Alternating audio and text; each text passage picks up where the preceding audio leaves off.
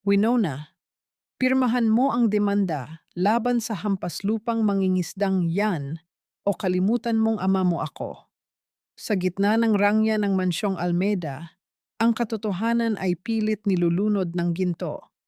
Pero hindi alam ni Don Severino, ang anak na inaakala niyang sunod-sunuran ay may bitbit na lihim na wawasak sa kanyang imperyo.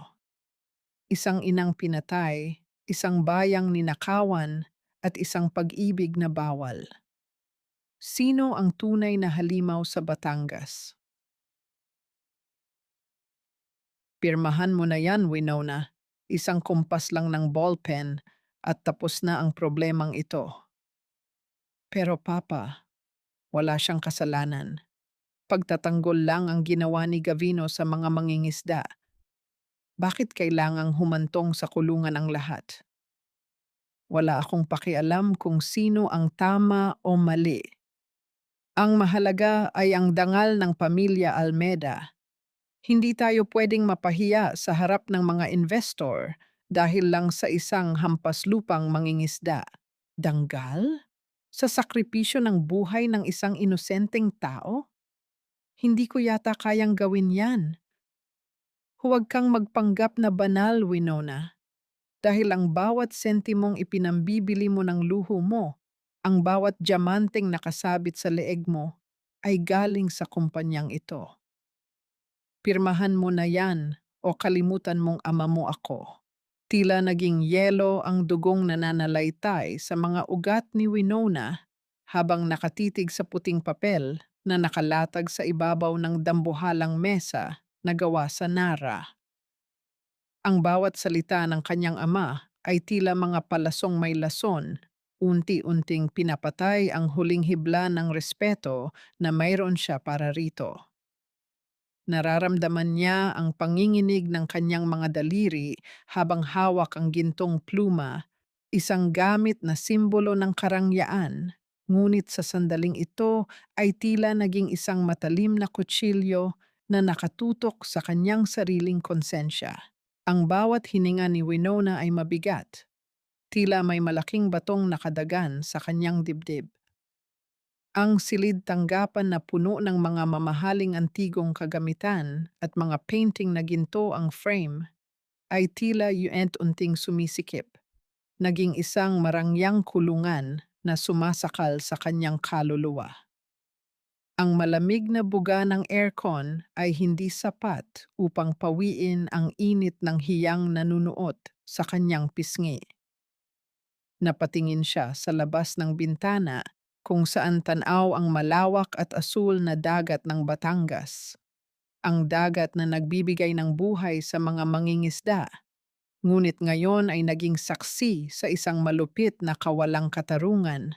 Hinawakan ni Winona ang maliit na kwintas na nakasabit sa kanyang leeg, ang huling alaala ng kanyang yumaong ina. Ramdam niya ang lamig ng bakal sa kanyang palad, isang tahimik na paalala ng mga turo ng kanyang ina tungkol sa katapatan at malasakit. Ngunit sa harap ng nanlilisik na mga mata ni Don Severino, ang bawat alaala ay tila nilalamon ng dilim. Winona, I'm waiting. Huwag mong ubusin ang pasensya ko. Bianca, give her the documents. Ang boses ni Severino ay muling umalingaunggaw, puno ng awtoridad at kawalan ng pakiramdam. Lumapit ang sekretaryang si Bianca nang may mapang-uyam ng ngiti. Ang kanyang boses ay tila isang malambot na seda na puno ng lason habang iniaabot ang folder. Pirmahan mo na, Miss Winona, para naman ito sa ikabubuti nating lahat. Don't be so dramatic. Inilapat ni Winona ang dulo ng pluma sa papel. Ang bawat kurba ng kanyang pirma ay tila isang patak ng dugo mula sa kanyang puso. Sa sandaling matapos ang huling letra, naramdaman niya ang isang matinding pagguho sa kanyang loob. Hindi lang ito basta pirma. Ito ay ang pagsuko ng kanyang kaluluwa sa ilalim ng kapangyarihan ng ginto. Binitawan niya ang pluma at mabilis na tumalikod. Hindi na hinintay ang anumang salita mula sa kanyang ama.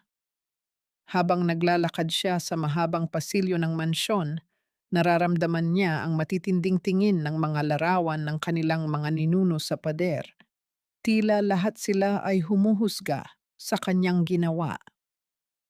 Ngunit sa likod ng kanyang mga luha, may isang munting apoy na nagsisimulang mag-alab. Isang apoy ng determinasyon na hindi alam ni Severino. Habang hinihimas ni Winona ang kanyang mga palad na nanlalamig, isang katanungan ang pilit na bumabangon sa kanyang isipan, isang katanungang hindi niya maapuhapan ng sagot sa gitna ng karangyaan ng pamilya Almeida. Hanggang kailan kailangang magbayad ang mga mangingisda para sa kasalanang hindi naman nila ginawa? At hanggang kailan niya kayang panindigan ang maskara ng isang masunuring anak habang ang kanyang puso ay nagsisimula ng bumuo ng sariling plano para sa katarungan? Saan ka pupunta ng ganitong oras, Winona? Gabi na at alam mong hindi ligtas ang lumabas, lalo na't mainit ang balita tungkol sa pamilya natin sa pantalan. Ang boses ni Bianca ay tila isang malambot na bitag. Nakatayo siya sa dulo ng pasilyo habang pinagmamasdan si Winona. Ang kanyang mga mata ay nanunuri, tila isang agila na naghahanap ng kahit munting butas sa bawat kilos ng kanyang amo. Kailangan ko lang ng sariwang hangin, Bianca, at saka huwag mo akong pangaralan. Alam ko ang ginagawa ko. Bantayan mo na lang ang mga dokumentong iniuutos ni Papa. Of course, Miss Winona. Sinisiguro ko lang ang safety nyo. Mahirap na. Baka may mga taong gustong maghiganti sa atin dahil sa nangyari kay Gavino. Isang mapait na ngiti ang isinagot ni Winona bago siya tuluyang pumasok sa kanyang sasakyan. Ngunit pagdating sa isang madilim na sulok ng kalsada, malayo sa mga mata ng mansyon, hinubad ni Winona ang kanyang mamahaling blazer at ang diamanting kwintas na tila isang tanikala sa kanyang leeg. Isinuot niya ang isang lumang t-shirt na kupas na ang kulay at isang simpleng pantalon. Kinuha niya ang isang decolor na panyo at itinali ito sa kanyang buhok. Sa isang iglap, nawala ang senyoritang si Winona, ang natira ay si Weng, ang babaeng walang pangalan sa gitna ng libu-libong mangingisda. Ang amoy ng alat ng dagat at ang malansang simoy ng hangin ay agad na sumalubong sa kanya nang marating niya ang pantalan ng Batangas. Ang tunog ng marahas na paghampas ng mga alon sa mga posteng kahoy ay tila isang malungkot na awit ng mga taong pinagkaitan ng katarungan. Sa ilalim ng malamlam na liwanag ng mga bombilya, nakita ni Winona ang mga mangingisdang pagod ang mga mata. Ang bawat kulubot sa kanilang balat ay tila isang mapa ng hirap na idinulot ng kumpanya ng kanyang ama. Weng, buti at nakarating ka. Akala namin ay hindi ka nasisipot dahil sa kaguluhan sa palengke kanina. Tawag ng isang matandang mangingisda. Ang boses ay paos dahil sa lamig ng gabi. Hindi ko po kayo pwedeng pabayaan, Mang Pedring. Kumusta po ang lagay ng mga huli natin? Totoo bang binawasan na naman ang presyo sa planta? Kalahati na lang ang ibinabayad nila, Weng. Sinasabi nilang reject daw ang mga isda dahil hindi pasado sa quality control. Pero alam naman nating lahat na ibebenta rin nila iyon ng mahal sa Manila. Ninanakawan nila kami sa harap ng aming mga mata. Naramdaman ni Winona ang matinding paninikip ng kanyang dibdib. Ang bawat salita ng matanda ay tila isang sampal sa kanyang pagkatao. Habang siya ay kumakain ng masasarap na putahe sa kanilang mansyon, ang mga taong ito ay nagdidildil ng asin dahil sa kasakiman ng kanyang sariling dugo. Dahan-dahan siyang lumapit sa kinaroroonan ng pamilya Salcedo. Doon, Nakita niya ang nanay ni Gavino na si Nanay Susing nakaupo sa isang lumang bangko at yakap-yakap ang isang kupas na jacket ni Gavino. Ang bawat hikbi ng matanda ay tila isang patalim na humihiwa sa puso ni Winona. Gusto niyang lumapit. Gusto niyang sabihing siya ang may sala.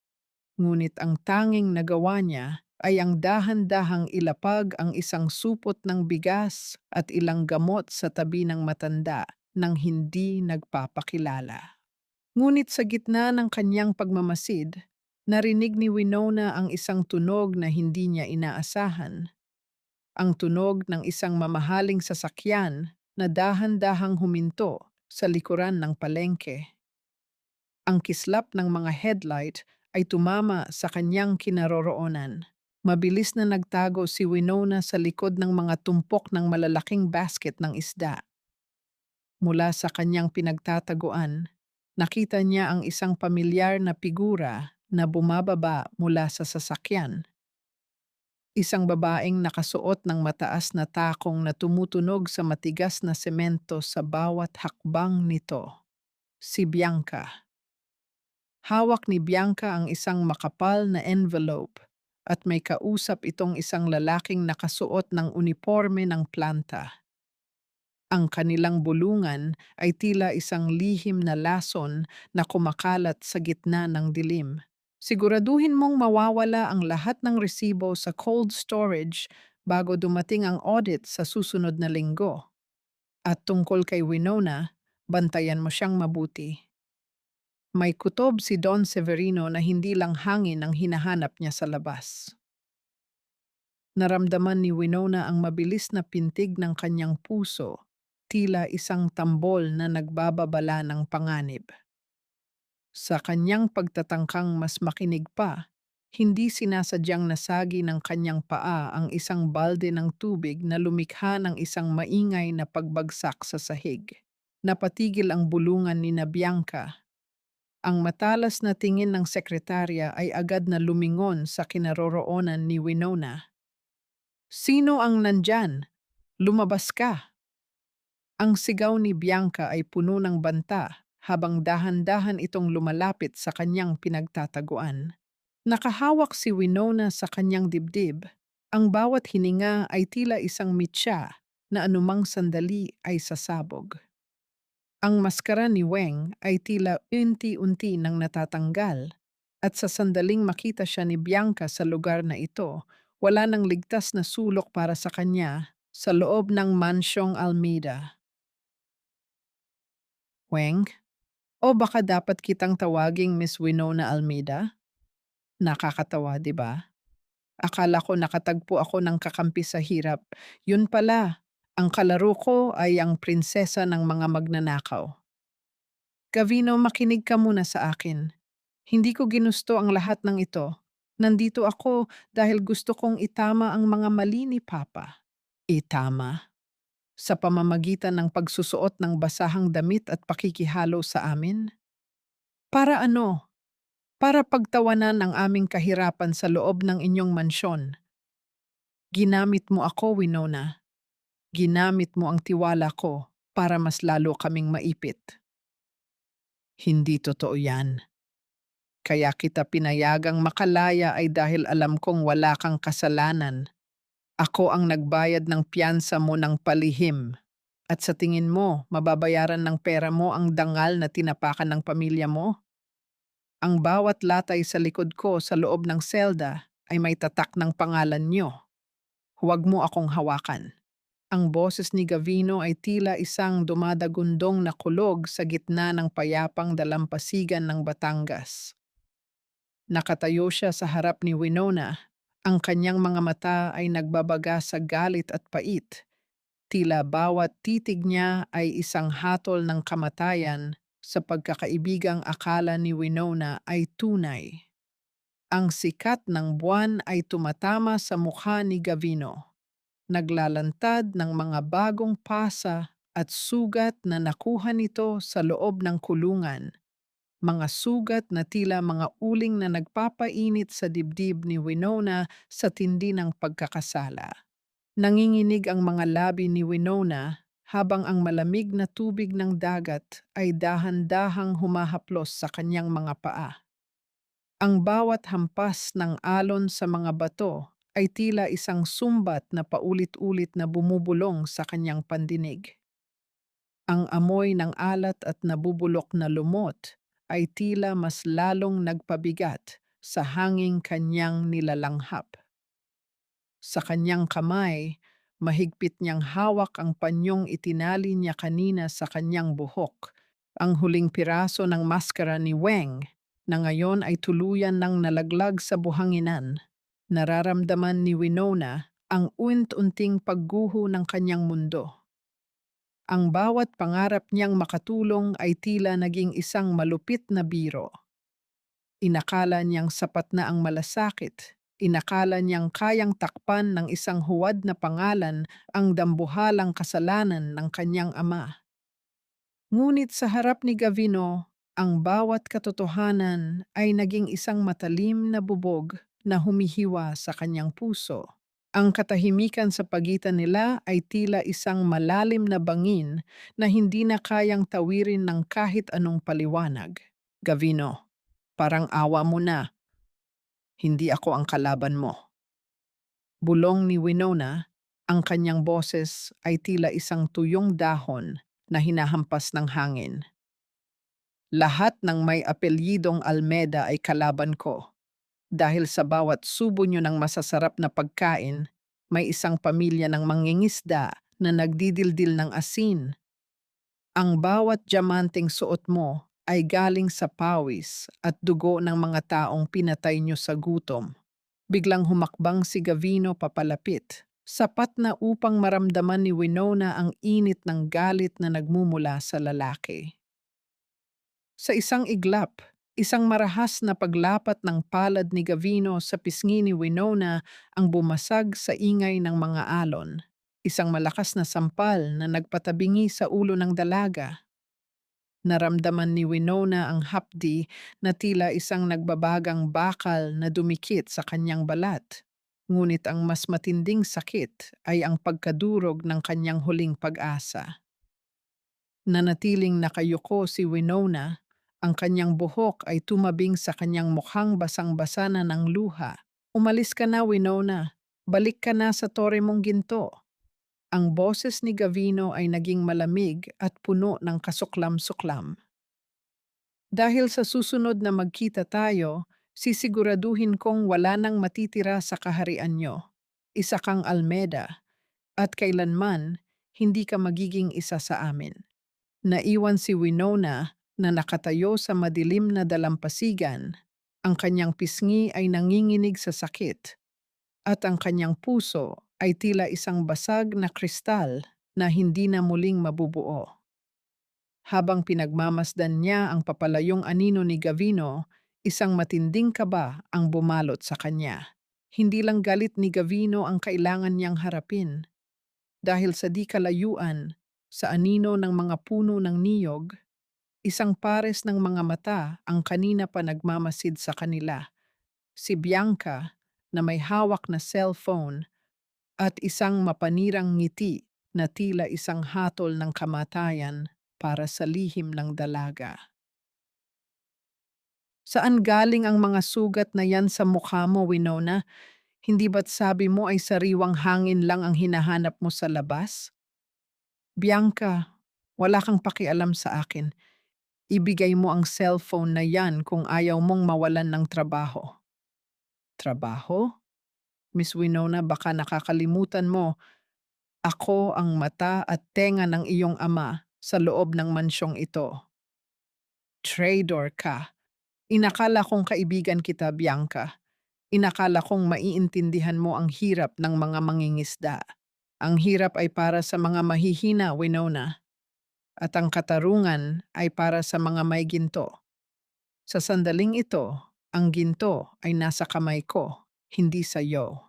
Ang boses ni Bianca ay tila isang malambot na seda na may nakatagong lason habang umaaling-awngaw sa malawak at marangyang pasilyo ng mansyon. Nakatayo siya sa harap ni Winona, ang kanyang mga mata ay nanunuya habang iwinawagayway ang cellphone na naglalaman ng ebidensya ng lihim na buhay ng dalaga sa pantalan.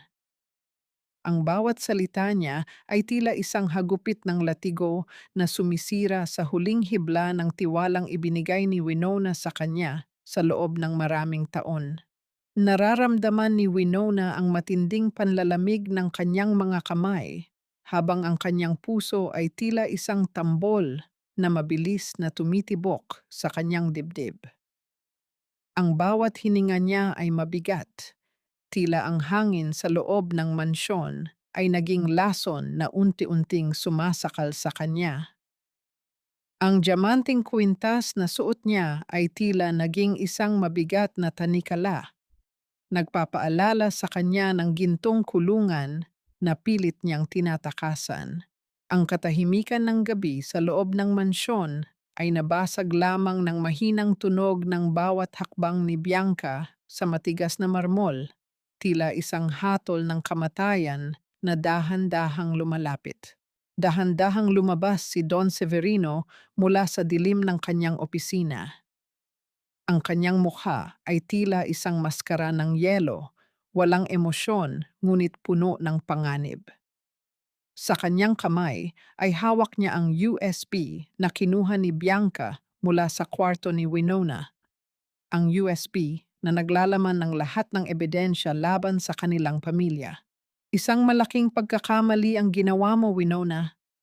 Ang boses ni Severino ay tila isang dagundong mula sa kailaliman ng lupa. Inakala ko ay matalino ka. Inakala ko ay alam mo ang halaga ng pangalang dala mo. Pero pinili mong maging kaalyado ng mga hampaslupang mangingisda. Papa, pinapatay niyo ang mga tao sa gutom. Hindi ba niyo naririnig ang daing nila? Ang hikbi ni Winona ay tila isang huling hininga ng pag-asa. Ang naririnig ko lang ay ang ingay ng isang anak na walang utang na loob. Isang marahas na tunog ng pagbagsak ng folder sa mesa ang nagpatahimik sa buong silid. Bianca, itawag mo ang planta. Putulin ang lahat ng suportang medikal sa pamilya Salcedo. At siguruhing hindi na makakalabas ng kulungan si Gavino kahit kailan. Naramdaman ni Winona ang unti-unting pagdilim ng kanyang paningin. Ang bawat plano niya, ang bawat sakripisyo niya ay tila naglaho na parang bula sa isang iglap. Ang pagtatraidor ni Bianca ay tila isang matalim na kutsilyo na bumaon sa kanyang likuran, iniwan siyang duguan at walang kalaban-laban sa harap ng kanyang sariling ama. Habang pinagmamasdan ni Winona ang mapanirang ngiti ni Bianca, naramdaman niya ang isang matinding silakbo ng damdamin. Hindi na ito luha ng pighati. Ito ay apoy ng determinasyon. Kahit anong gawin nila, kahit gaano pa katindi ang pasakit na ibigay nila, hindi siya susuko. Dahil sa dulo ng madilim na pasilyong ito, alam niyang may isang katotohanang hindi nila kayang itago. Ngunit ang huling dagok ay dumating nang marinig ni Winona ang isang balita mula sa radyo sa security guardhouse. Isang balitang nagpapatigil sa tibok ng kanyang puso. Isang mangingisda ang natagpuang sugatan at walang malay sa loob ng isang bodega sa planta, at ang kanyang ina ay kasalukuyang nasa critical na kondisyon matapos bawiin ng ospital ang mga gamot na kailangan nito. Napatulala si Winona sa kawalan habang ang boses ng kanyang ama ay tila isang malayo at malabong ingay. Ang katarungang hinahanap niya ay tila naging mitya ng kamatayan para sa mga taong mahal niya. At sa sandaling iyon, alam ni Winona na hindi na sapat ang pagiging isang lihim na kakampi. Kailangan na niyang maging isang tunay na mandirigma bago pa tuluyang lamunin ng dilim ang Batangas. Hampas lupa ka na rin ba, Winona? How could you lower yourself to the level of those smelly fishermen? Hindi ko akalain na ang anak ko ay magiging amoy malansa dahil sa pakikihalubilo sa mga taong iyan. Papa, they are humans. Tao sila. Hindi sila mga hayop na kailangang tapakan para lang lumaki ang kita ng planta. Shut up. You are an Almeida.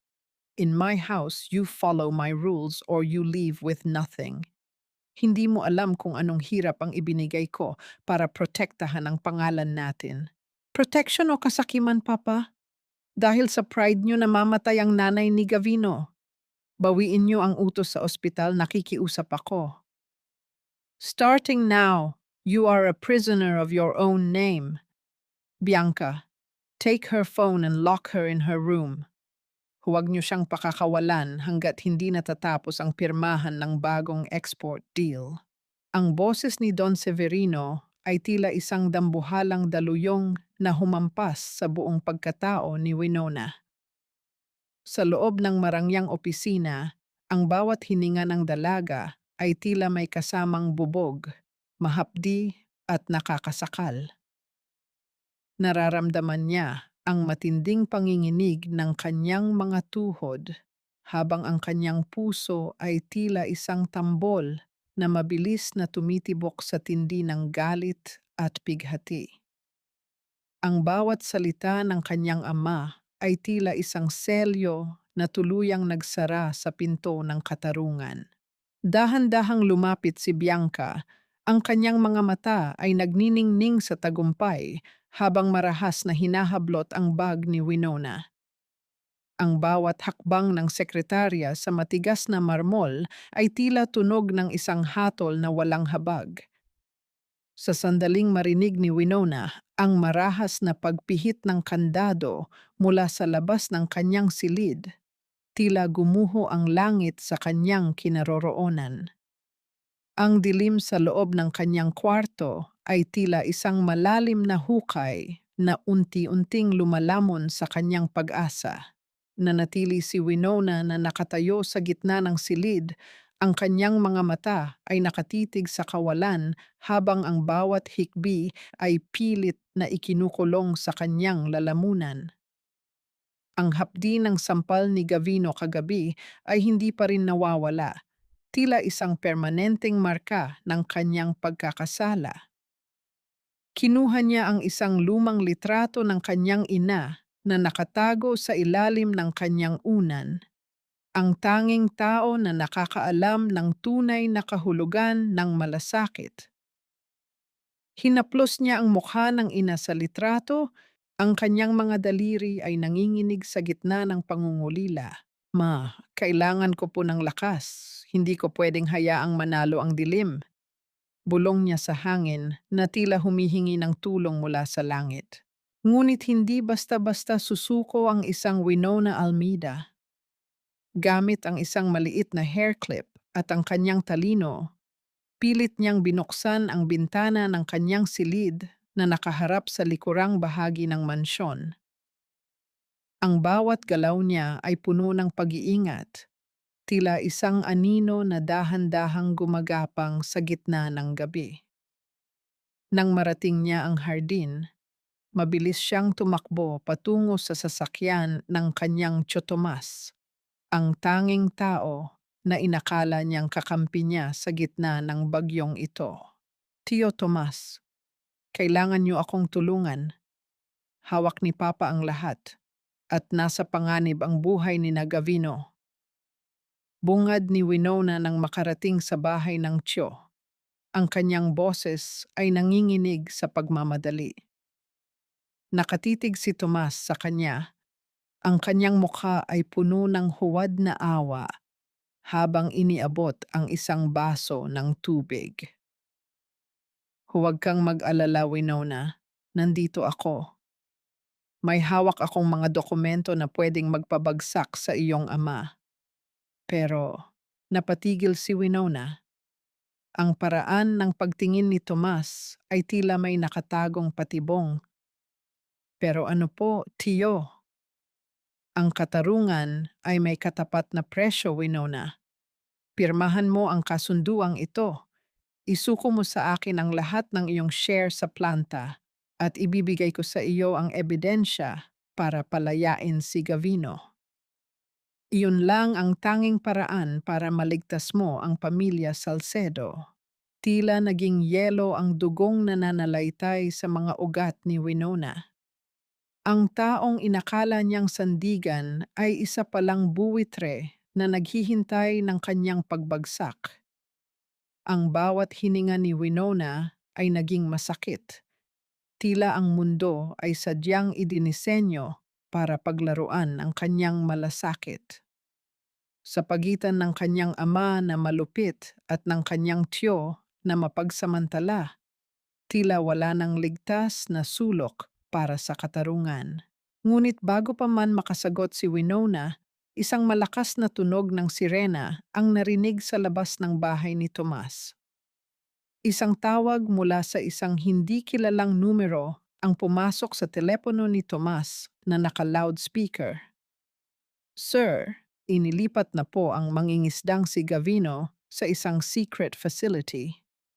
Sabi ni Don Severino, siguraduhing hindi na siya makikita ng kahit na sino simula sa gabing ito. Nanlaki ang mga mata ni Winona. Ang kaba sa kanyang dibdib ay naging isang dambuhalang takot na tila sumasakal sa kanyang buong pagkatao. Huwag mong sayangin ang luha mo sa isang lalaking bilang na ang oras, Winona. Ang kailangan mo ngayon ay utak, hindi puso. At sa pamilyang ito, ang tanging paraan para mabuhay ay ang maging mas ganid kaysa sa iyong ama. Tio Tomas, paano niyo nagagawang sabihin yan? Pamilya tayo. Inakala ko ay kayo ang huling pag-asa ko para maituwid ang lahat ng pagkakamali ni Papa. Pagkakamali?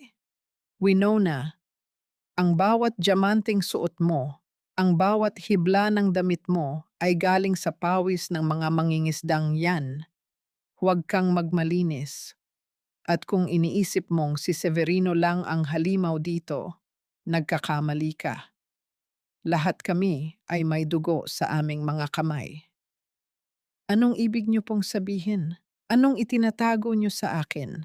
Ang nanay mo, Winona, akala mo ba ay aksidente lang ang paglubog ng bangka niya 10 taon na ang nakalilipas? Akala mo ba ay malinis ang iyong ama? Pinatahimik siya, Winona. Dahil gaya mo, mas pinili niyang pumanig sa mga Salcedo kaysa sa sarili niyang asawa. Ang boses ni Tomas ay tila isang malamig na kutsilyo na dahan-dahang humihiwa sa puso ni Winona. Sa loob ng madilim at mausok na library ng kanyang tiyo, ang hangin ay tila naging lason na sumasakal sa kanyang hininga. Nararamdaman niya ang matinding panlalambot ng kanyang mga tuhod. Tila ang sementong kanyang tinatayuan ay unti-unting nagiging putik na lalamon sa kanyang buong pagkatao. Ang bawat salita ni Tomas ay tila isang sumpa na bumabasag sa huling imahe ng kanyang masayang pamilya. Naging bingi si Winona sa paligid. Ang tanging naririnig niya ay ang mabilis na tibok ng kanyang puso, tila isang tambol na nagbababala ng kanyang sariling pagkawasak. Ang bawat alaala niya sa kanyang ina, ang amoy ng sampagita, ang malambot na himig ng oyayi sa gabi, ay tila napalitan ng isang madilim at madugong katotohanan. Ang amoy ng lumang papel at tabako sa silid ay tila naging amoy ng alat at pagkabulok, nagpapaalala sa kanya ng dagat na kumuha sa kanyang ina. Naramdaman ni Winona ang matinding panginginig ng kanyang mga kamay habang pilit na pinipigilan ang pagdaloy ng luha. Ngunit sa pagkakataong ito, ang luhang pumapatak ay hindi dahil sa takot, kundi dahil sa isang nagbabagang galit. Ang bawat hapdi sa kanyang dibdib ay naging isang apoy na unti-unting tumutupok sa kanyang pag-aalinlangan. Kung totoo ang sinasabi ni Tomas, ibig sabihin ay nabuhay siya sa loob ng isang dambuhalang kasinungalingan sa loob ng 10 taon. Bakit niyo po sinasabi ito sa akin ngayon? Bulong ni Winona, ang kanyang boses ay tila isang mahinang huni na nagmumula sa kailaliman ng kanyang pighati. Dahil gusto kong malaman mo na wala kang mapupuntahan.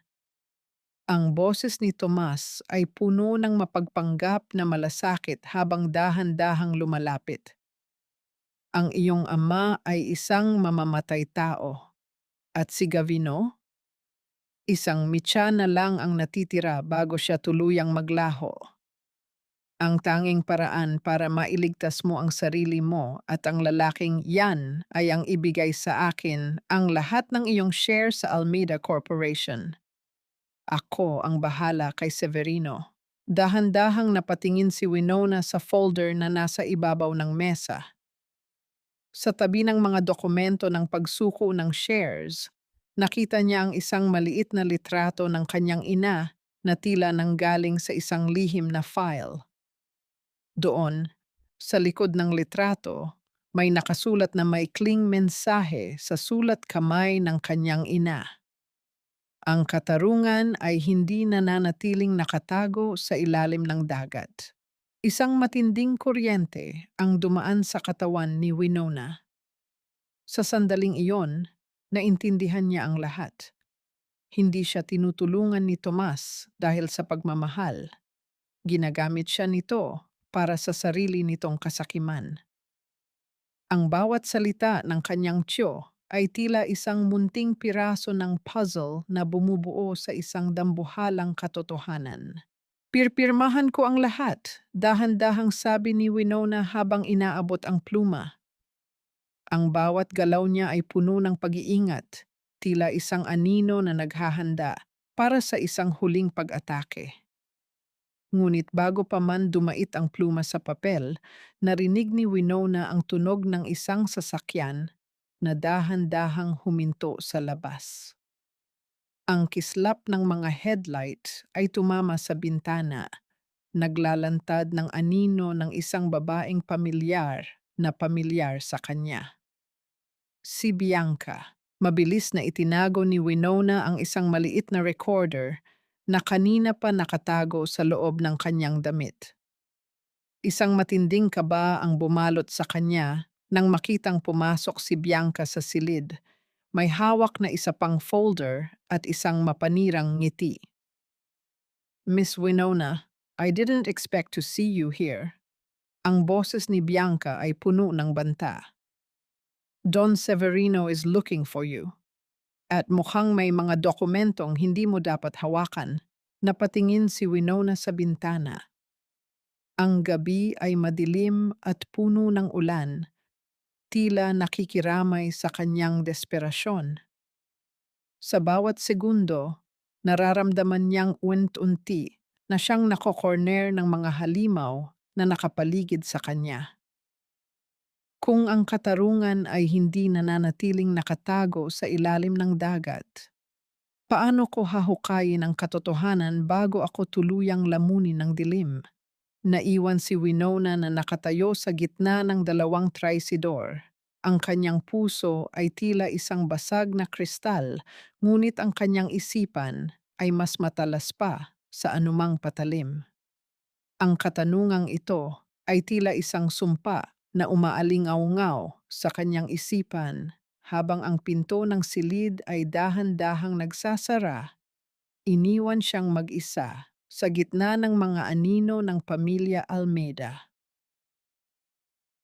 Miss Winona, do you really think a small recorder can bring down an empire?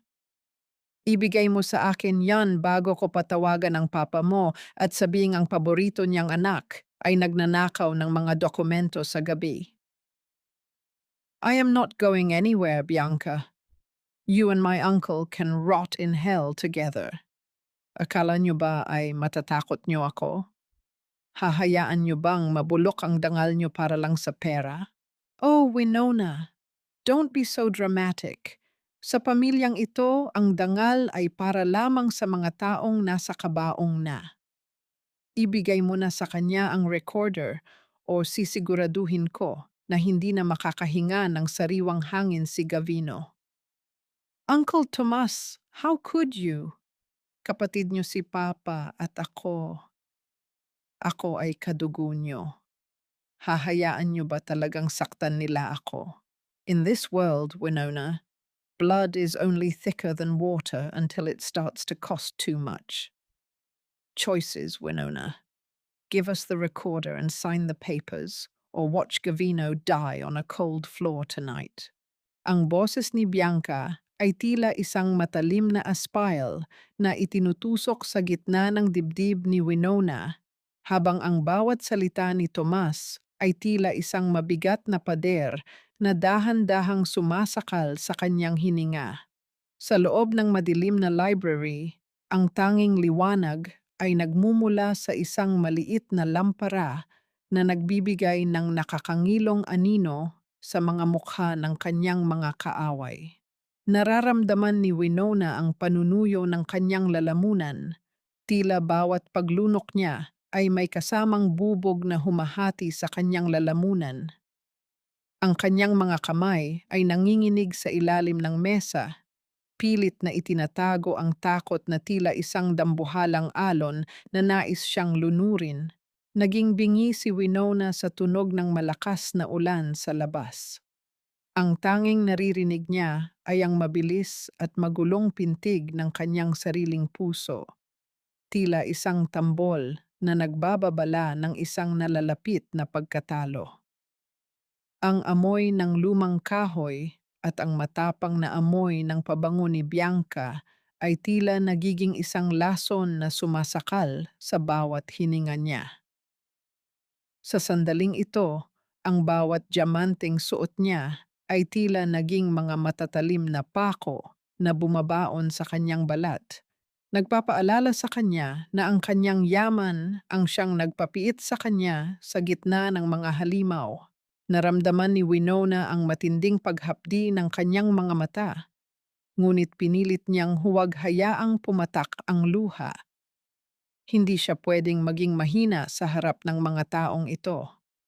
Ang bawat tibok ng kanyang puso ay tila isang sumbat sa kanyang pagiging isang almeda. Ang dahan-dahang paglapit ni Bianca ay tila isang anino ng kamatayan na handang lamunin ang huling hibla ng kanyang pag-asa. Winona, I'm waiting. Don't make this harder for yourself. Pulong ni Bianca habang ang kanyang malamig na kamay ay dumampi sa balikat ng dalaga, isang haplos na tila lason na kumakalat sa kanyang katawan. Dahan-dahang kinuha ni Winona ang recorder mula sa kanyang bulsa. Ang bawat galaw niya ay tila pagpunit sa kanyang sariling kaluluwa. Sa kabilang banda, nakita niya ang matalas na letter opener na gawa sa pilak na nakapatong sa mesa ng kanyang tiyo. Ang kislap nito sa ilalim ng lampara ay tila isang munting bituin sa gitna ng kadiliman. Sa isang iglap, isang ideya ang pumasok sa kanyang isipan, isang mapanganib na plano na maaaring magligtas sa kanya o tuluyang magbaon sa kanya sa hukay. Ito ang gusto niyo, di ba? Ang boses ni Winona ay naging malamig at walang emosyon, tila isang yelo na hindi kayang tunawin ng anumang apoy. Ibibigay ko ito, pero pakawalan niyo si Gavino, ngayon din. Isang mapait na tawa ang kumawala sa mga labi ni Tomas habang inaabot ang recorder. You are in no position to negotiate, Winona. Pero dahil mahal kita bilang pamangkin, bibigyan kita ng isang pagkakataon. Isang tawag lang at hindi mo na itutuloy ang paglilinis kay Gavino. Pero ang recorder na ito, akin na. Inabot ni Winona ang recorder, ngunit bago pa man ito mahawakan ni Bianca, isang malakas na tunog ng pagbasag ng bintana ang umalingaw-ngaw sa buong silid. Isang dambuhalang bato ang tumama sa salamin, nagpadala ng libu-libong piraso ng bubog sa paligid.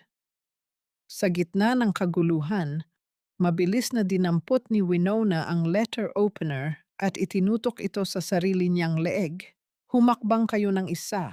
At sisiguraduhin ko na ang dugo ng huling tagapagmana ng mga Almeda ay dadanak sa silid na ito. Ang sigaw ni Winona ay puno ng desperasyon at matinding paninindigan. Tingnan natin kung ano ang gagawin ni Papa sa inyong dalawa kapag nalaman niyang hinayaan niyo akong mamatay. Napatigil sina Bianca at Tomas. Ang takot ay mababakas na sa kanilang mga mata, hindi dahil sa pagmamahal kay Winona, kundi dahil sa takot sa poot ni Don Severino. Sa gitna ng tensyon, ang telepono ni Tomas ay biglang tumunog. Isang video call mula sa secret facility. Nang sagutin ito ni Tomas, nakita sa screen si Gavino. Nakagapos ito sa isang silya, duguan at halos hindi na makahinga.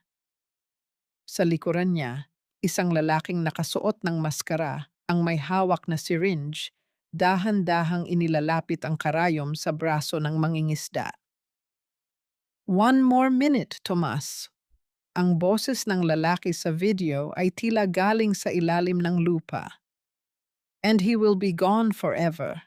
Ano ang hatol? Napatingin si Winona sa screen. Ang kanyang puso ay tila isang basag na kristal na muling dinudurog. Ang katarungang ipinaglalaban niya ay tila nakabitin sa isang manipis na hibla ng oras. Hanggang kailan ko kayang ipagpalit ang sarili kong buhay para sa taong naniniwalang ako ang kanyang kaaway?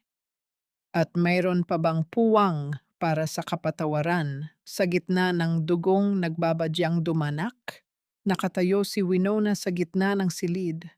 Ang talim ng pilak ay nakadiin sa kanyang balat, habang ang buhay ni Gavino ay unt-unting nauubos sa loob ng isang maliit na screen.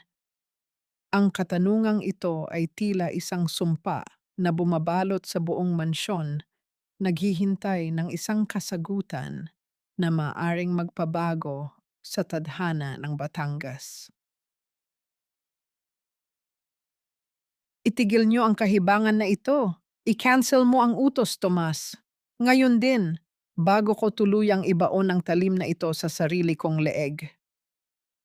Miss Winona, stop being so dramatic. You think your father will forgive us kapag nakita kanyang dugo ang bangkay dito sa library ko? Don't be a fool. You are an Almeida. Act like one. Ang pagiging Almeida ba ay ang panonood habang pinapatay ang mga inosente? Kung ganoon, mas pipiliin ko pang mawala ang apelyidong ito kasabay ng huling hininga ko. Ibaba mo ang karayom o itutuloy ko ito. Tomas, gawin mo na ang gusto niya. Hindi mo kilala si Severino. Papatayin niya tayo kapag may nangyaring masama sa anak niya. Winona, please, ibaba mo ang hawak mo. Let's talk about this like professionals. Professional. Bianca, you are a snake in expensive clothes. Tomas, ang timer sa video ay tumatakbo. 10 segundo na lang bago tuluyang malason si Gavino. Piliin mo, ang shares ko o ang galit ng kapatid mo. Ang boses ni Winona ay tila isang nagbabagang bakal sa gitna ng malamig at madilim na library. Ang bawat salita niya ay punong-puno ng pait na animoy lason na mas matindi pa sa ituturo kay Gavino. Nakatitig siya sa maliit na screen ng cellphone ni Tomas, kung saan ang anino ng kamatayan ay dahan-dahang lumalapit sa lalaking tanging nagpadama sa kanya ng tunay na kalayaan. Ang kislap ng pilak na letter opener sa kanyang leeg ay tila isang munting bituin sa gitna ng impyerno, nagbabanta ng isang wakas na walang sino man sa silid ang handang harapin. Nararamdaman ni Winona ang bawat butil ng pawis na gumagapang mula sa kanyang noo patungo sa kanyang mga mata, ngunit hindi niya magawang kumurap. Ang bawat hininga niya ay mabigat, tila ang hanging nilalanghap niya ay napuno ng alikabok ng mga lumang libro at ang malansang amoy ng pagkabulok ng moralidad ng kanyang pamilya. Ang katahimikan sa loob ng silid ay mas nakakabingi pa sa dumadagundong na kulog sa labas ng mansyon. Sa bawat patak ng ulan sa bintana, tila binibilang nito ang nalalabing sandali ng buhay ni Gavino.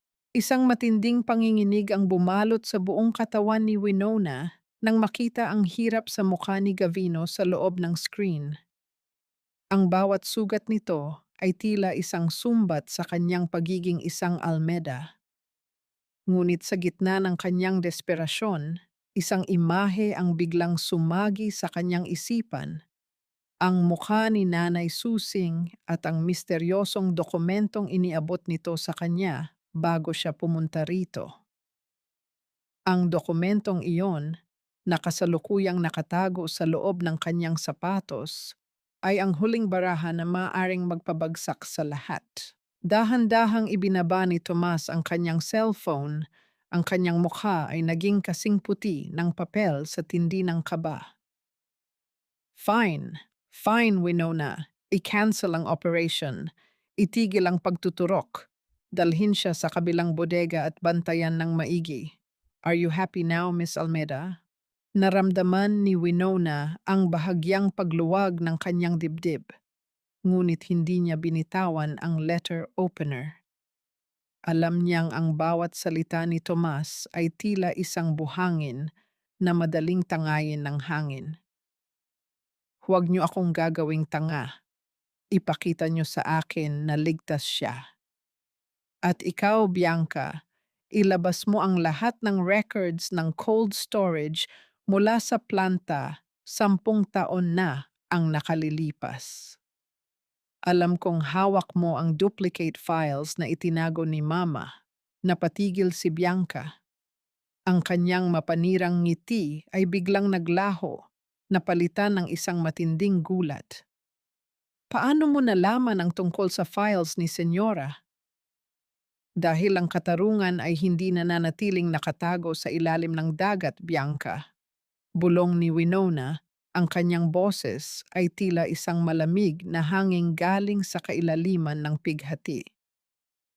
Akala niyo ba ay ganoon ako kauto-uto? Ang dugo ng nanay ko ay sumisigaw ng paniningil at kayong dalawa ang unang magbabayad. Sa gitna ng tensyon, isang hindi inaasahang tunog ang bumasag sa katahimikan ng mansyon. Isang malakas na pagbukas ng dambuhalang pinto sa ibaba at ang tunog ng mga mabibigat na hakbang ng mga bota. Ang bawat tunog ng pagtama ng sapatos sa marmol ay tila isang martilyo na nagpapabilis sa tibok ng puso ni Winona. Biglang bumukas ang pinto ng library. Doon, nakatayo si Don Severino. Ang kanyang mukha ay balot ng dilim at ang kanyang mga mata ay nanlilisik sa galit. Ngunit hindi siya mag-isa. Sa likuran niya ay ang mga armadong gwardya ng planta at sa gitna nila ay isang taong huling-huli na inaasahan ni Winona na makita sa sandaling ito. Ito ay si Nanay Susing na duguan ng damit at may hawak na isang pirasong papel na tila isang huling hininga ng katotohanan. Winona, anak, tumakbo ka na. Ang mahinang daing ni Nanay Susing ay tila isang punyal na pumatay sa huling pag-asa ni Winona. Napatingin si Winona sa papel na hawak ng matanda. Ito ang dokumentong inakala niyang ligtas niyang naitago. Ang bawat letra doon ay ang hatol na tuluyang magtatapos sa kanyang laban. Ang lihim ng mga Almeda ay hindi na lamang nakabaon sa dagat. Ito ay kasalukuyan ng hawak ng halimaw na nagpapatakbo ng kanilang buhay.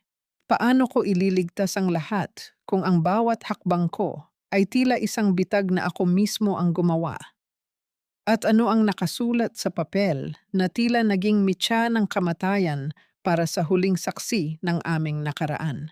Nakatayo si Winona sa gitna ng silid. Ang talim ng pilak ay nakadiin pa rin sa kanyang balat, habang ang anino ng kanyang ama ay dahan-dahang lumalamon sa buong silid.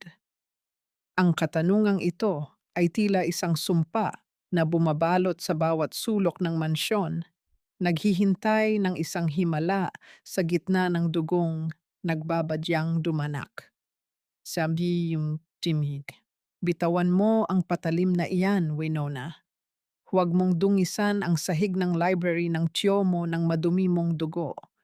Hindi mo kayang saktan ang sarili mo dahil alam mong sa oras na gawin mo iyan, hindi lang si Gavino ang mawawala. Isusunod ko ang matandang ito na nagtangka pang maging bayani para sa iyo." Hayop ka, Papa.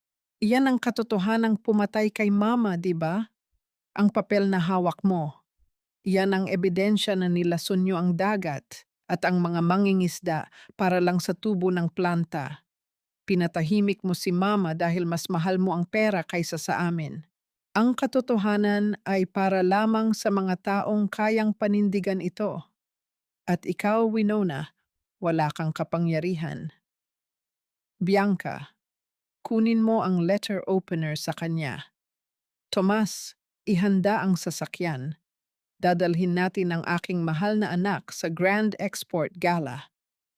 Kailangan ng mga international investors na makita ang masaya at nagkakaisang pamilya Almeida. Hinding-hindi ako sasama sa iyo. Hinding-hindi ako magiging bahagi ng dula-dulaan mong puno ng kasinungalingan. Sasama ka, anak. Dahil kung hindi, baka bukas ay mabalitaan na lang ng buong Batangas na ang bangkay ni Gavino Salcedo ay palutang-lutang na sa gitna ng dagat na pilit niyang ipinagtatanggol. Isakay na siya sa sasakyan. Ang boses ni Don Severino ay tila isang malamig na hampas ng daluyong sa gitna ng unos. Walang emosyon, walang awa, at puno ng nakakangilong autoridad. Ang bawat salita niya ay tila isang selyo na nagkakandado sa kapalaran ni Winona. Sa loob ng library, ang hangin ay naging kasing bigat ng tingga. Tila ang bawat hininga ay humahati sa lalamunan ng dalaga. Nararamdaman ni Winona ang unti-unting paglamig ng kanyang mga daliri habang marahas na kinuha ni Bianca ang pilak na letter opener mula sa kanyang kamay. Ang bawat hapdi sa kanyang puso ay tila isang sumpa na nanunuot sa kanyang buong pagkatao. Dahan-dahang binitawan ni Winona ang kanyang depensa. Ang kanyang mga kamay ay dahan-dahang bumagsak sa kanyang gilid. Tila isang ibong bali ang pakpak na wala ng lakas na lumaban. Ang kislap ng mga diamanteng chandelier sa kisame ay tila mga mapanuyang mata na pinagtatawanan ang kanyang pagkatalo. Sa labas, ang tunog ng ulan ay hindi na lamang basta ulan. Ito ay tila panaghoy ng libu-libong mangingisda na kasalukuyang ninanakawan ng kinabukasan. Ang bawat tunog ng sapatos ng mga gwardiya sa sahig ay tila mga pako na ibinabaon sa kabaong ng kanyang dangal. Naramdaman ni Winona ang marahas na pagkakahawak ni Bianca sa kanyang braso. Ang mga kuko nito ay tila bumabaon sa kanyang balat bilang tanda ng tagumpay. Sa gitna ng kanyang pighati, napatingin si Winona kay Nanay Susing na kasalukuyang nakaluhod sa sahig, duguan at lupaypay. Ang bawat pasa sa mukha ng matanda ay tila isang liham ng paniningil na nakaukit sa isipan ni Winona. Winona, ang lihim, nasa ilalim ng estatwa. Ang mahinang bulong ni Nanay Susing ay tila isang munting liwanag sa gitna ng madilim na kuweba bago ito tuluyang hinila ng mga guwardiya palabas.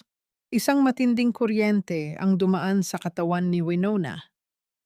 Sa kabila ng kanyang pagkakaipit, ang kanyang isipan ay mabilis na naglakbay sa hardin ng mansyon, sa estatwa ng kanyang ina na nakatayo sa gitna ng mga rosas. Iyon ang huling baraha na hindi alam ng kanyang ama.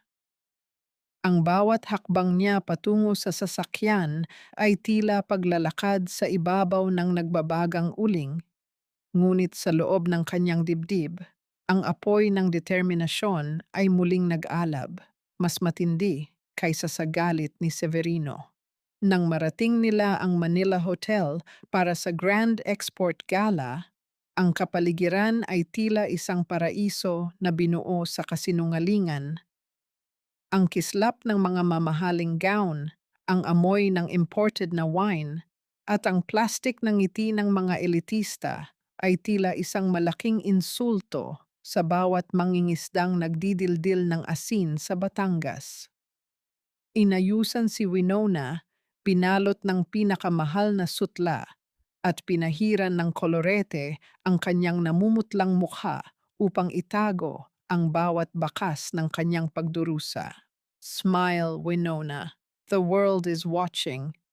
Bulong ni Severino sa kanyang tainga habang naglalakad sila patungo sa gitna ng entablado. Ang kanyang kamay ay mahigpit na nakakapit sa siko ni Winona, tila isang tanikala na hindi nakikita ng madla. Tumayo si Winona sa harap ng mga camera. Ang mga ilaw ng flash ay tila mga kidlat na sumisilaw sa kanyang paningin.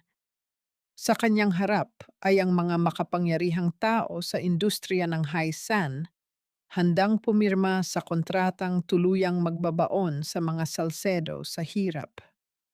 Ang bawat segundo ay tila isang mahabang taon ng paghihintay. Ngunit bago pa man makapagsalita si Don Severino upang buksan ang seremonya, isang hindi inaasahang tunog ang bumasag sa mamahaling katahimikan ng ballroom.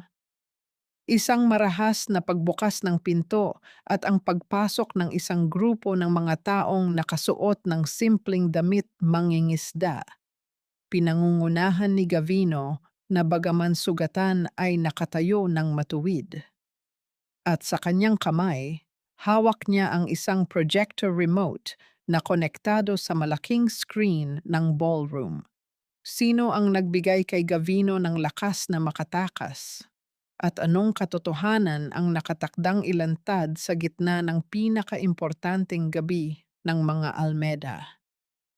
Nakatayo si Winona sa gitna ng entablado.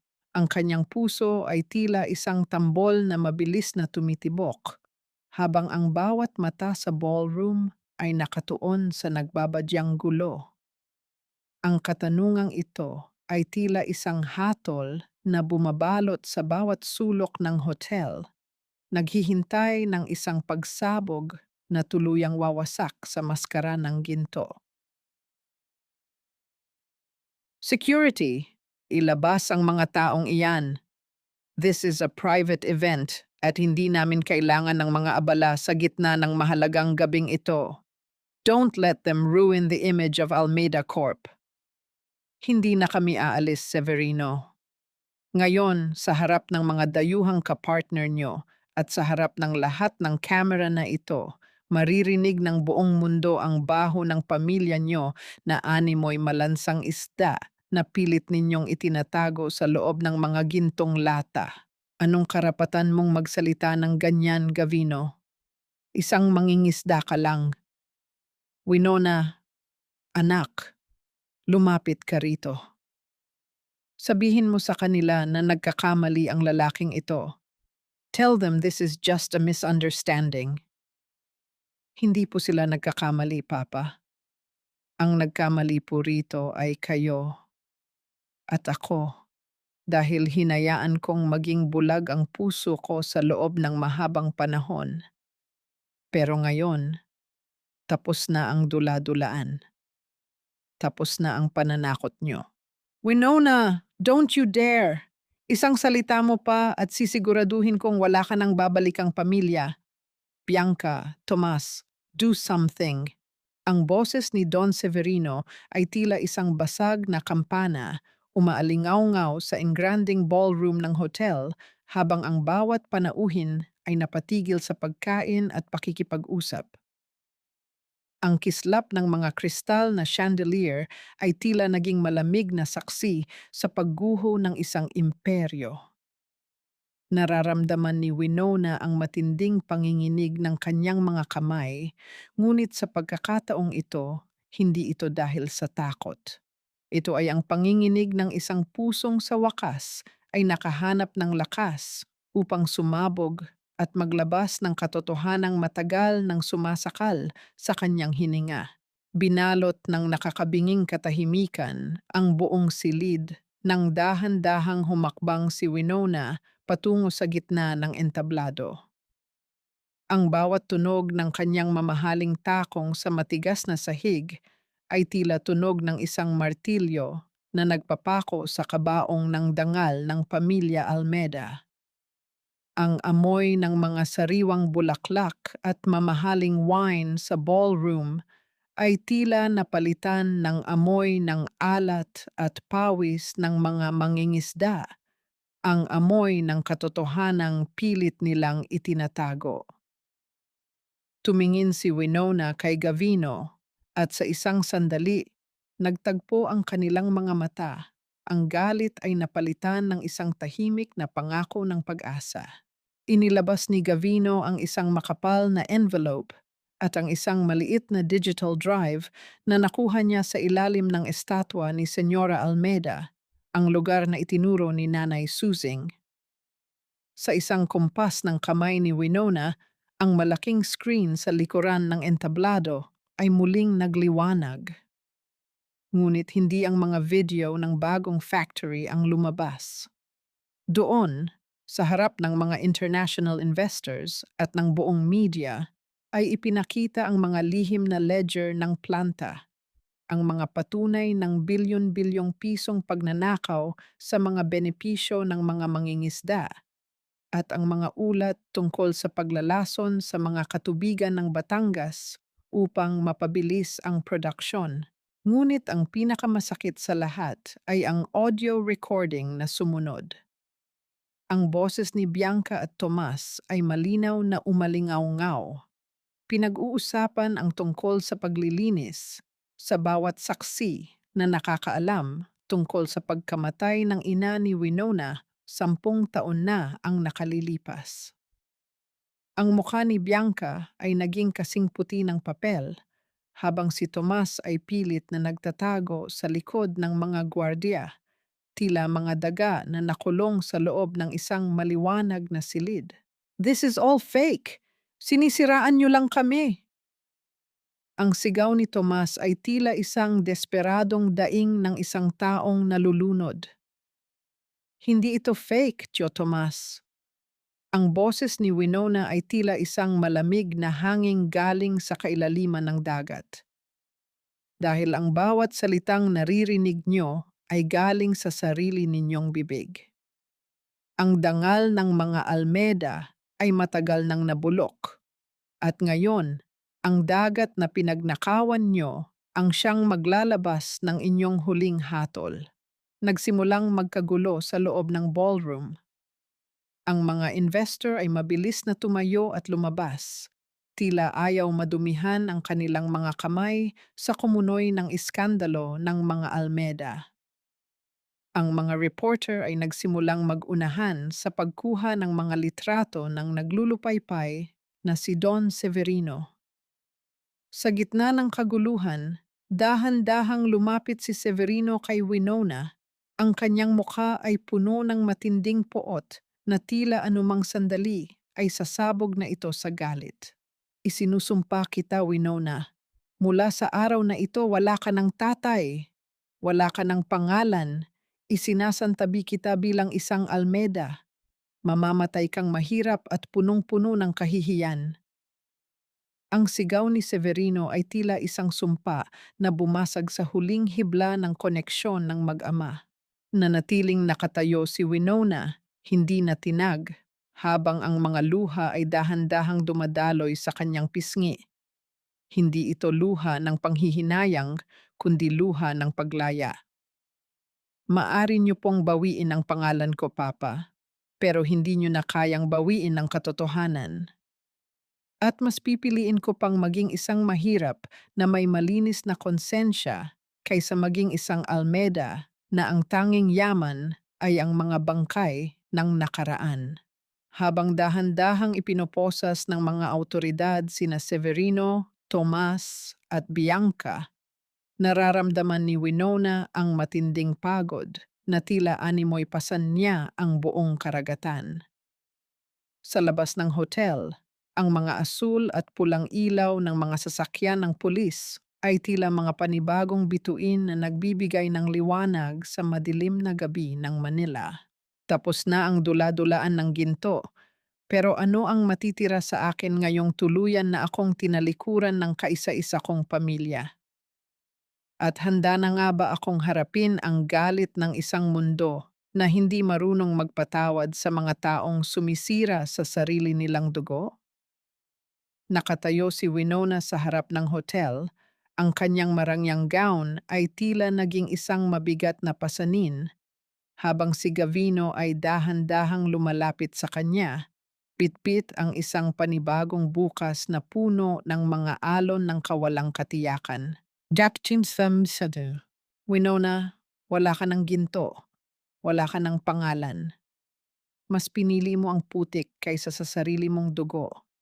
Kaya ngayon, lasapin mo ang pait ng iyong naging desisyon. Ang pait ng putik, Papa, ay mas mainam kaysa sa lason ng iyong mga kasinungalingan.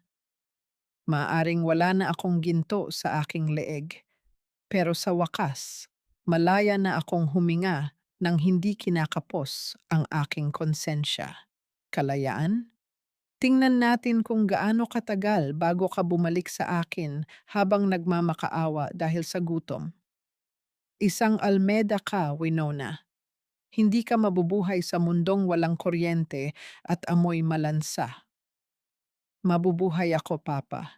Dahil sa labas ng iyong gintong hawla, doon ko lang natagpuan ang tunay na kahulugan ng pagiging tao. At sa pagkakataong ito, hindi na ako muling titingin sa likuran. Ang boses ni Don Severino mula sa loob ng visitation room ng presinto ay tila isang malamig na anino na pilit humahabol sa anino ni Winona. Ngunit sa pagkakataong ito, ang bawat salita ng kanyang ama ay wala ng kapangyarihan. Habang naglalakad si Winona palabas ng gusali, nararamdaman niya ang init ng sikat ng araw sa kanyang mukha, isang liwanag na hindi nabibili ng yaman. Ang kanyang mamahaling gown ay napalitan na ng isang simpleng t-shirt na kulay abo at isang kupas na pantalon. Ang kanyang mga kamay na dati ay laging malinis at may perpektong kuko ay nagsisimula ng maging magaspang. May mga bakas ng sugat mula sa pagtulong sa pag-aayos ng mga lambat sa pantalan. Napakatahimik ng paligid habang dahan-dahang naglalakad si Winona patungo sa terminal ng bus. Ang amoy ng alikabok sa kalsada at ang usok ng mga sasakyan ay tila naging isang kakaibang pabango ng kalayaan. Sa bawat hakbang niya, nararamdaman niya ang bigat ng kanyang nakaraan na dahan-dahang naiiwan sa bawat kilometrong nilalakbay ng bus pabalik ng Batangas. Wala siyang dalang kahit ano kundi ang isang maliit na bag ng mga damit at ang determinasyong itayo ang kanyang sariling buhay mula sa mga abo ng pamilya Almeda. Nang makarating siya sa dalampasigan, ang amoy ng alat ng dagat ay agad na bumalot sa kanya, tila isang mahigpit na yakap mula sa isang inang matagal na nawala. Ang mga mangingisda na dati ay may takot sa kanilang mga mata kapag nakikita ang sasakyan ng mga Almeida ay dahan-dahan ng tumatango sa kanya bilang pagkilala. Hindi na siya ang senyoritang si Winona, siya na ngayon si Weng, ang babaeng tumayo para sa kanila. Ang bawat haplos ng hangin mula sa dagat ay tila bumubulong ng pagpapatawad, isang hilom sa sugat na idinulot ng 10 taon ng pananahimik. Nanatili si Winona sa isang maliit na kubo malapit sa bahay ni Nanay Susing. Ang bawat gabi ay payapa, tila ang bawat tunog ng alon sa pampang ay isang oyayi na nagpapatulog sa kanyang pagod na katawan. Ngunit sa kabila ng kapayapaang ito, may isang matinding kaba na nananatili sa kanyang puso, si Gavino. Magmula nang makalabas si Gavino sa kulungan, hindi na ito naging kasing sigla ng dati. Ang bawat tawa nito ay tila pilit, at ang bawat kilos nito ay may kasamang bigat na hindi maipaliwanag. Isang hapon, habang nag-aayos si Winona ng mga gamot para kay Nanay Susing, narinig niya ang isang sunod-sunod na pag-ubo mula sa kinaroroonan ni Gavino sa likod ng bahay. Isang ubo na tila may bumabara sa lalamunan nito, tuyo at puno ng hirap. Dahan-dahang lumapit si Winona. Nakita niya si Gavino na nakasandal sa isang puno ng niyog. Ang kanyang mukha ay kasing puti ng papel at ang kanyang mga mata ay nanlalalim. Nang mapansin ni Gavino ang presensya ni Winona, mabilis niyang itinago ang isang puting panyo sa loob ng kanyang bulsa. Ngunit huli na ang lahat. Nakita ni Winona ang matingkad na kulay ng pulang mantsa na dahan-dahang kumakalat sa tela ng panyo. Gavino, ano yan? Bakit may dugo sa panyo mo? Ang boses ni Winona ay nanginginig sa tindi ng kaba, tila ang mundo ay muling gumuguho sa kanyang paanan. Wala ito, Weng. Pagod lang ito mula sa dagat. Huwag mo nang pansinin. Pilit nang ngumiti si Gavino, ngunit ang kanyang mga labi ay nanginginig at ang kanyang boses ay tila isang munting bulong na lamang. Huwag mo akong gagawing tanga. Simula pa noong lumabas ka sa secret facility na iyon, may mali na sa iyo. Anong ginawa nila sa iyo sa loob, Gavino? Anong lason ang ibinigay nila sa iyo? Biglang nanghina ang mga tuhod ni Gavino at dahan-dahan itong napaupo sa buhanginan. Ang kanyang mabigat na paghinga ay tila isang babala ng isang nalalapit na panganib. Sa sandaling iyon, nalaman ni Winona ang katotohanang mas masakit pa sa anumang pagtataksil. Ang katarungang nakuha nila ay may kalakip na isang malupit na sumpa. Ang bawat segundong pananatili ni Gavino sa ilalim ng kapangyarihan ni Severino ay nag-iwan ng isang sugat na hindi kayang hilumin ng simpleng gamot. Isang matinding takot ang bumalot sa buong pagkatao ni Winona habang yakap-yakap niya ang nanghihinang si Gavino. Ang dagat na nagbigay sa kanila ng kalayaan ay tila naging saksi muli sa isang panibagong trahedya. Nakamit ko nga ba ang katarungan kung ang kapalit nito ay ang buhay ng tanging lalaking nagturo sa akin kung paano magmahal? At hanggang saan ang kayang ibayad ng pamilya Almeda para sa bawat hiningang ninakaw nila sa mga taong inosente? Naiwan si Winona na humihingi ng tulong sa gitna ng dalampasigan habang ang papalubog na araw ay nagbibigay ng isang nakakangilong kulay pula sa buong karagatan, tila isang paalala na ang laban para sa katarungan ay hindi pa tapos, at ang pinakamalaking sakripisyo ay kasalukuyan pa lamang dumarating. Weng, bitawan mo na ako. Huwag mong sayangin ang kabataan at ang talino mo sa isang lalaking baka hindi na abutin ng susunod na ani. Bumalik ka na sa Maynila, doon ka nararapat. Gavino, huwag mo ngang sabihin yan. Hindi ako bumalik dito para lang panoorin kang sumuko. Ang bahay ko ay kung nasaan ka, kahit pa ito ay isang kubo lang na amoy dagat. Pero tingnan mo ako. Ako ang naging mitya ng pagkawala ng yaman mo. Dahil sa akin, itinakwil ka ng pamilya mo. Wala akong maibibigay sa iyo kundi ang hirap ng buhay sa Pampang. Ang yaman na iniwan ko, Gavino, ay isang gintong hawla na pumatay sa kaluluwa ko. Dito, sa tabi mo, doon lang ako natutong huminga. Hindi mo kailangang ibigay ang mundo sa akin dahil ikaw ang mundo ko. Ang boses ni Winona ay tila isang banayad na haplos ng hangin sa gitna ng katahimikan ng madaling araw sa Batangas. Nakaupo siya sa tabi ni Gavino sa loob ng kanilang maliit na kubo, dahan-dahang pinupunasan ang noo ng lalaki ng maligamgam na tubig. Ang bawat dampi ng tela sa mainit na balat ni Gavino ay tila isang dasal na binibigkas ng kanyang puso sa bawat tibok nito.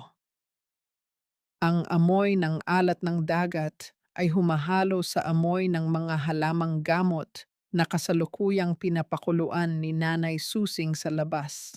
Isang kombinasyon na tila nagbibigay ng kakaibang kapanatagan sa gitna ng banta ng sakit. Nararamdaman ni Winona ang matinding pagod sa kanyang mga balikat, ngunit sa tuwing titingin siya sa mga mata ni Gavino, tila ba muling nagkakarga ng lakas ang kanyang buong pagkatao. Ang bawat ubo ni Gavino ay tila isang punyal na sumasaksak sa kanyang dibdib, ngunit pilit niyang itinatago ang takot sa likod ng isang matapang na ngiti. Ang kanyang mga kamay na dati ay pinaliligiran ng mga diamante ay ngayon ay may mga kalyo na mula sa pagbubuhat ng mga timba at pag-aayos ng mga dokumento para sa itinatayo nilang kooperatiba. Dahan-dahan niyang kinuha ang mga kamay ni Gavino, ang mga kamay na dati ay puno ng lakas, ngunit ngayon ay nanginginig na sa panghihina. Hinaplos ni Winona ang bawat linya sa palad nito, tila binabasa ang mapa ng kanilang pinagdaanang hirap. Isang matinding kurot sa puso ang naramdaman niya nang maalala ang lahat ng sakripisyong ibinigay ni Gavino para sa katarungan. Ang bawat sugat sa katawan ng lalaki ay tila isang alaala ng kalupitan ng mga Almeda, isang mantsa na kailanman ay hindi na mabubura ng kahit anong yaman. Lalaban tayo, Gavino. Bulong ni Winona habang dahan-dahang isinasandal ang kanyang ulo sa balikat ng lalaki. Ang kooperatiba, ang pangarap ni Mama para sa mga mangingisda, sisimulan na natin bukas. Hindi na nila tayo matatapakan muli. Sa paglipas ng mga linggo, ang bawat hininga ni Gavino ay tila naging isang himala. Sa tulong ng mga doktor na dating tinulungan ni Winona ng palihim, unti-unting nailabas ang lason sa katawan ni Gavino. Ang bawat hakbang nito patungo sa Pampang ay tila isang tagumpay laban sa kamatayan. Sa bawat paghila nila ng lambat kasama ang iba pang mga mangingisda, nararamdaman ni Winona ang tunay na kahulugan ng tagumpay. Ang kooperatiba ng Almeda Salcedo ay hindi lamang naging isang negosyo. Ito ay naging simbolo ng pag-asa para sa buong Batangas. Isang hapon, habang pinagmamasdan nila ang papalubog na araw na nagbibigay ng gininto ang kulay sa buong karagatan, dahan-dahang kinuha ni Gavino ang isang maliit na bagay mula sa kanyang bulsa. Hindi ito ginto, hindi ito diamante. Ito ay isang singsing na gawa sa hinabing himaymay ng lambat. May maliit na kabibe sa gitna. Winona, Weng, ang boses ni Gavino ay buo na at puno ng emosyon. Wala akong mansyong maiaalok sa iyo. Wala akong titulong maibibigay. Pero ang bawat hiningang natitira sa akin, ang bawat patak ng pawis ko, ay para sa iyo at sa dagat na nagdugtong sa atin. Papayag ka bang maging asawa ng isang mangingisda? Napatigil ang pag-ikot ng mundo para kay Winona. Ang bawat hapdi ng sampal, ang bawat pighati ng pagtakwil ng kanyang ama ay tila tuluyan ng naglaho sa sandaling iyon. Kinuha niya ang singsing at isinuot ito sa kanyang daliri. Ang kanyang mga luha ay muling pumatak. Ngunit sa pagkakataong ito, ito ay mga luha ng wagas na kaligayahan. Opo, Gavino. Higit pa sa ginto ang halaga ng pag-ibig mo. Hikbi ni Winona habang mahigpit na yumayakap sa lalaki. Sa malayo, tanaw ang mga bangka ng mga mangingisda na may mga sindindi ng ilaw, tila mga bituin na bumaba sa dagat upang magdiwang. Ang katarungan ay nakamit na, hindi sa pamamagitan ng paghihiganti, kundi sa pamamagitan ng pagbuo ng isang mundong mas makatarungan. Nagawa ko na po, Mama. Ang katarungan ay lumabas na mula sa ilalim ng dagat, bulong ni Winona sa kanyang sarili habang ang bawat hampas ng alon sa pampang ay tila isang palakpak ng kalangitan. Ngunit sa gitna ng kanilang pagdiriwang, isang balita mula sa lungsod ang dumating. Si Don Severino ay pumanaw na sa loob ng presinto at may iniwan siyang huling habilin na nakapangalan kay Winona, isang habiling maaaring maging huling pagsubok sa kanyang nahanap na kapayapaan. Isang taon na ang lumipas mula nang ang ingay ng mga sirena ng pulis ay napalitan ng mahinang bulong ng mga alon sa pampang ng Batangas. Ang sikat ng araw sa madaling araw na ito ay tila isang banayad na haplos sa balat, nagbibigay ng ginintuang kulay sa bawat hibla ng mga lambat na kasalukuyang nakasampay sa harap ng kooperatiba. Sa loob ng maliit na opisina na amoy sariwang kape at tinta, nakaupo si Winona. Ang kanyang mga kamay, na dati ay pinaliligiran ng mga diamante, ay abala sa pag-aayos ng mga dokumento para sa pag-aral ng mga anak ng mga mangingisda. Nakatitig si Winona sa isang puting papel na nasa ibabaw ng kanyang mesa, ang huling habilin ni Don Severino.